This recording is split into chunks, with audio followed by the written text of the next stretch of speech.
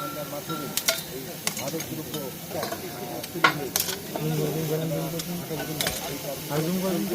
হচ্ছে এগুলো আসলে বিভিন্ন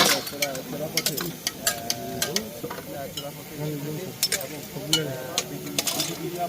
জওয়ানরা আমরা আপনাদেরকে মূল্যবান 10 কোটি মূল্যবান এই প্রায় 11 কোটি টাকা এই যে মাদক দ্রব্যগুলি একটি মেসেজ দেওয়ার চেষ্টা করা হচ্ছে এই মাদকের সাথে যারা জড়িত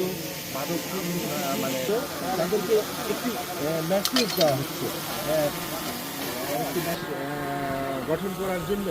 এই যে প্রক্রিয়া এই প্রক্রিয়া ব্যয় করে এই মাদক দ্রব্যগুলো আমদানি করে থাকে। আমরা যদি এই মাদক দ্রব্যগুলো এইভাবে আটক করে এবং ধ্বংস করতে পারি তাহলে হয়তো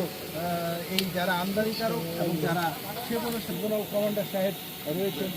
সেকেন্ড কমান্ডার দিনাজপুর অন্যান্য